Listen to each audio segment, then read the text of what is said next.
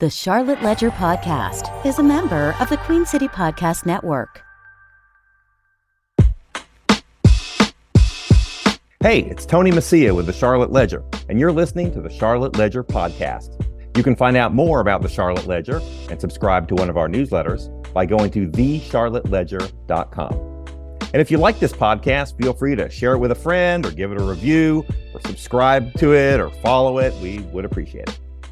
I'm talking today with Jason Hlewicki, who's the Director of Special Projects and Commercial Construction for general contracting firm Swinerton in the Carolinas. Swinerton is based in California, has regional offices in Charlotte, Raleigh, Atlanta, and many other cities, and it does all kinds of residential and commercial construction projects.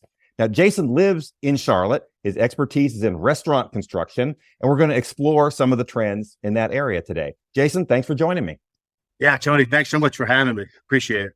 Well, I wanted to talk with you because it's no secret that restaurants are a hot topic in Charlotte. You know, we're a growing city. There's a lot of new restaurants, a lot of interest in new restaurants, a lot of media coverage of new restaurants. But you can't have new restaurants unless someone builds them or renovates them. And you and Swinerton have a lot of knowledge about that. So I thought it'd be, good to get a little bit of a different perspective. It'd be good to sort of explore that perspective that you have. How is business? Business in general is great. The Carolinas it's a strong market, continues to be a hotbed of both commercial and hospitality construction, along with the multifamily. I think one plays off of the other, particularly the multifamily with the need for new restaurant and hospitality spots that we're seeing. So in general, business is really good. Well, great. You know, Swinerton's one of the biggest general contractors of restaurants in the Carolinas. I mean, I think you all are working on a number of projects. STK, the steakhouse, is going into Uptown Charlotte. You have Chapter 6 in South End. I know you're working with Emmy Squared. I think people might be familiar with that chain. It's a pizza chain, makes square pizzas. I think you're working with them in Brightleaf Square in Durham. So how active is the restaurant market in Charlotte and in the Carolinas, compared with other parts of the country? How do we stack up? Yeah, I would say we're certainly leading the way. The Carolinas, interestingly enough, I was reading an article this morning that we're either the number 3 or number 4 top state in the country for relocations. And a lot of that relocation and influx has a lot to do with, the resources that are needed to attract people, right? I mean, we've got, tremendous attraction with our banking industry and the financial sectors. And we've got, great universities, and we've got professional teams in sports. And one of the things we have the best of is a really low cost of living here in the Carolinas. So, as people continue to come and call Carolina their home, these are amenities that are required, right? And so it's really a broad perspective when it comes to just restaurants, right? So restaurants is kind of broad, right? So you've got fine dining, you've got casual dining, you've got breweries, you've got tap rooms, you've got specialty delis and bakeries. You've got obviously an influx of coffee joints all over town. So it's just interesting how it's all coming together. And it's not particular to one area within Charlotte. Like Charlotte is expanding from obviously the Lake Norman area all the way down to Uptown, and then Uptown all the way down through Ballantyne. And, we're seeing pockets of explosion across the different quarters each and every year of different areas where the hospitality industries are going, and it's exciting. It's exciting to work all over town. Yeah. What sort of trends are you seeing? I know you mentioned a few different segments of the industry. There've been some talk, there's this move toward more fast casual, but, a lot of times when people think of eating out, they think of fine dining. As you mentioned, a lot of coffee shops. I mean, what are some of the hot sectors in there? Or are they all just equally going like gangbusters all over the place?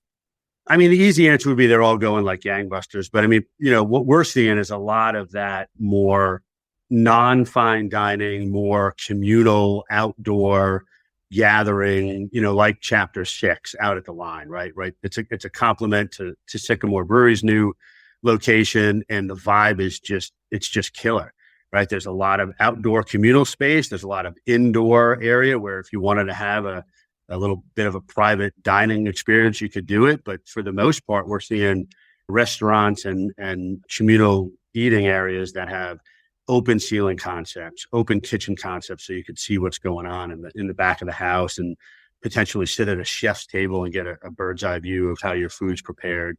There's larger bar areas with outdoor components to it. And the outdoor components it's not just an open door patio. They're tempered for both cold, wet, hot.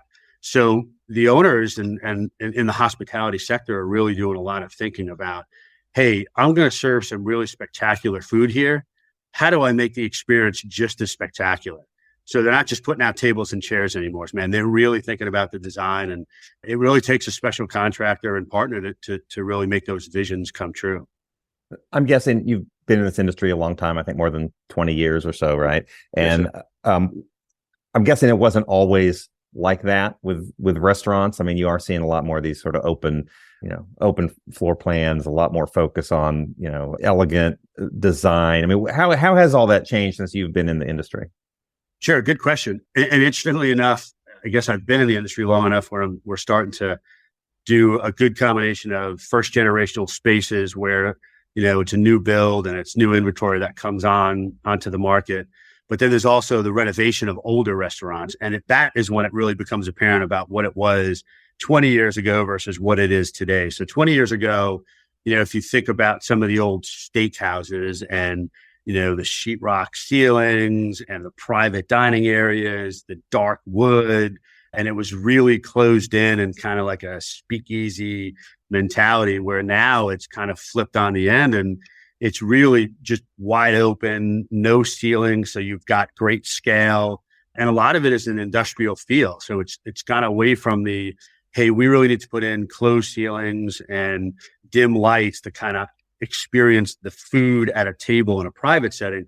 Now it's more communal and it's more inviting to folks to, not only have a table of like a 4-top, but there's also these tables they put out that have, 12 to 16 patrons. And it's not necessarily all the same party. It could be 2, then it could be 4 next to another 2, and it just becomes communal. So it's much more open. The outdoor spaces have come inside. Most restaurants now are doing these roll-up garage doors to bring in those outdoor elements. I mean, we have such great weather here in the Carolinas, pretty much 9 months out of the year. So they're taking advantage of that. So it adds to the ambiance of the restaurant. So it's really shifted from that, 2 martini lunch style steakhouse to more of the, the casual seafood or burger place, to be honest with you. Is that because of people's changes in dining preferences? Is it driven by Instagram, Instagram friendly sorts of things? Is it really a younger generation that wants this? I mean, what's driving that change? If you're asking my opinion, I think it's a combination, right? So the demographic of Charlotte is getting younger. There's an influx of, young professionals. So they're looking at, hey, and I've seen this in a few designs. And I remember I saw it was probably about 3 years ago when I first saw it. And I was like, wonder if that's going to catch on. But they're actually designing in social media areas within the restaurants for, influencers to do videos and snap selfies and capture the essence of the restaurant. And I'd never heard of that before, but I was like, man, what a powerful move that would be in order to reach out to a much larger audience. So that was an interesting trend, but I think it's just post-COVID, man, people don't want to be stuck inside and they don't want to be isolated. So now it's more open, outdoor, communal dining, and it's just what they're looking for. And Charlotte is definitely answering the call. How are restaurants different than other construction projects? I mean, it seems like I know there's an evolution in it, everything, office, residential, but as far as what you do with restaurants in particular, how is that different than, what you would do in a apartment complex or an office or some other type of commercial building?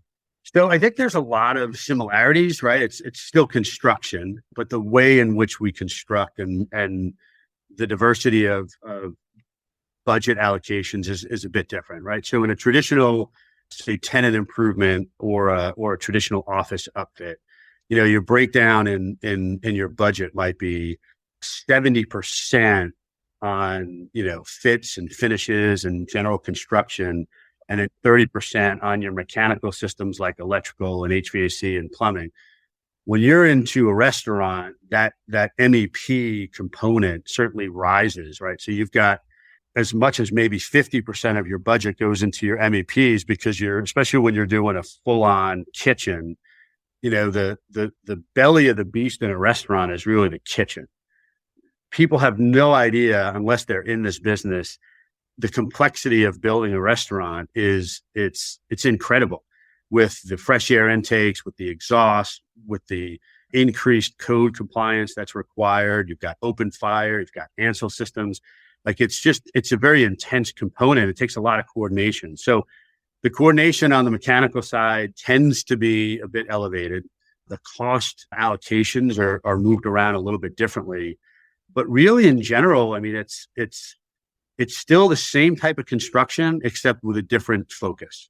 A lot more coordination, I think, goes into kitchen coordination on these larger, more complex restaurants than anybody would imagine. And then you would couple that with a brewery. You could think of a brewery and it's piping. I mean, it's like doing an industrial plant within a hospitality restaurant as well. So those are even more complex. So it takes a specialized general contractor to understand that. And then you got to package it all together into an owner's budget and maximize their program. So a real key difference for me in the way that Swinerton does business, especially on the hospitality side, is that we tend to really be forward focused on the owner's budget and maximizing their program into that budget, right? So a lot of times it's not these big chains and hospitality groups that come into play. So a perfect example of that is John and Kim Dressler, right? Yes, they are the owners of Rare Roots Hospitality, but they're a husband and wife in a family-owned business that opened up a single restaurant that spawned off into 2, 3, 4, and now they've got 6, and we're working on Jones Bakery and a delicatessen in Midtown for them. And the deli is modeled off of Meshuggah. I just like to say the word Meshuggah. So it's unique because as Swinerton is 100% employee-owned company, right? That's a big differentiator as well, right? So our folks are empowered to think like they have their name over the door.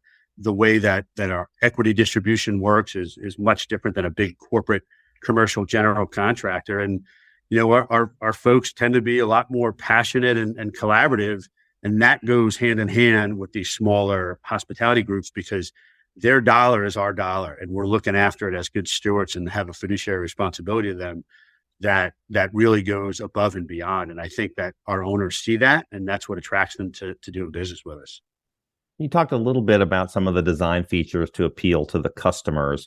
What are there sorts of things that the kitchen wants? Are there new amenities in the kitchen design and commercial kitchens that weren't there 10 years ago? What sort of design or what sort of considerations do you have when you're dealing with that side of the house?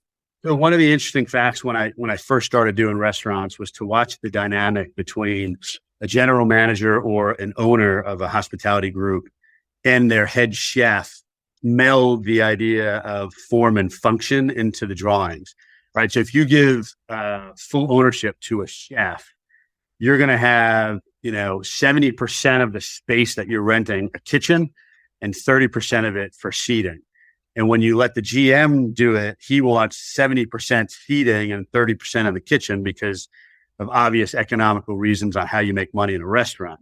So it's been interesting to watch how the two internal parties work together. So you just take cues from them on that. You stay out. You stay neutral on that, or do you recommend something? Yeah, no. You try to let them work it out, but the reality is depending on what the distribution or what the food selections are going to be will depend on how many open fire grills do you need? Do you need a steamer? Do you need warmers? Do you need a pizza oven? Do you need it depends on really what the menu is. So a casual fish house might be much different than a steakhouse, and a steakhouse will be much different than a pizza joint.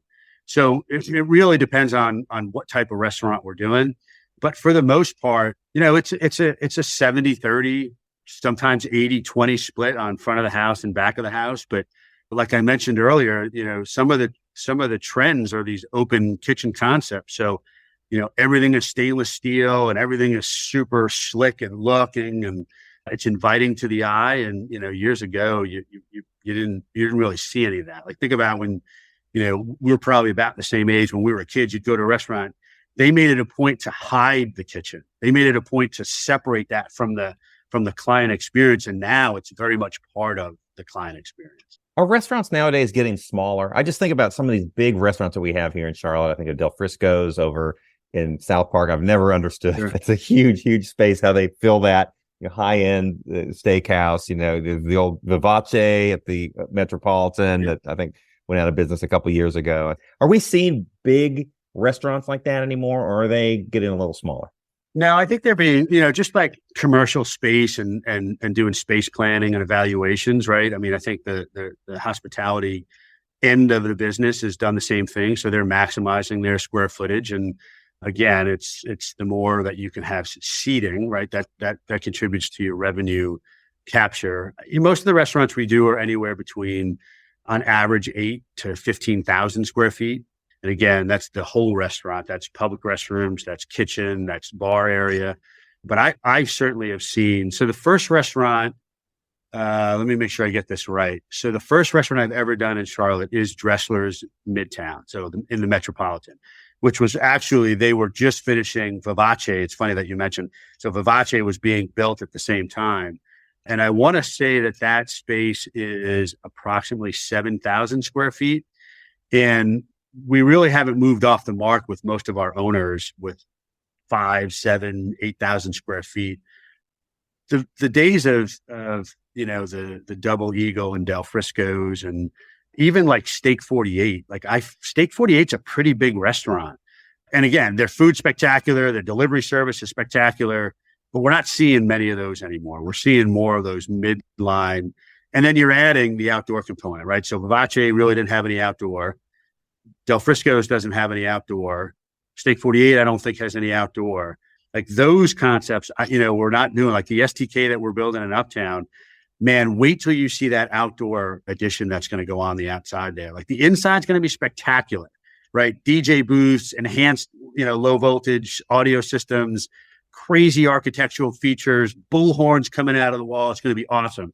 But their outside component is going to have its own separate bar, its own wait area. It's going to be just as equally of an experience, but you're going to be an outside, Uptown experience. So if you start adding that square footage in, yes, now you're starting to grow back to those larger, but the inside square footage, it's to me, it's very efficient right now. You mentioned price and cost earlier, and the need to work with your clients on their budgets and make sure you come in, on budget, and it's not, that it's affordable and what they want. I know I'm sure you hear a lot about this. That we've had inflation, high inflation in the last few years. Have been, in construction, labor seems like it's always been an issue. There were supply shortages for a while. I mean, I talked to a lot of developers, and they're always talking about construction costs are still high. They're going higher. We repricing this, and it goes up and up. I'm guessing they talk to you about that as well. And in some of these cases, the deals don't pencil anymore, not just because of construction costs, but a lot having to do with interest rates and sort of what the future market's going to look like. What are you seeing as far as the future of construction pricing and where that's going? Yeah, I mean, good question. I mean, Charlotte is still such a hotbed of development, right? Whether it's on the commercial side, whether it's on the hospitality side, whether it's on the multifamily side. And it really depends on the type of construction, right? Are you talking about a steel and concrete structure? Are you talking about a high rise? Are you talking about an adaptive reuse? Are you talking about multifamily and stick build? So yeah, everything is higher than it was 3 years ago. I think the pricing is leveling off. I think the average right now on a per quarter basis is, I think, 2.5% to 3% increase a quarter is what we're seeing and continue to see.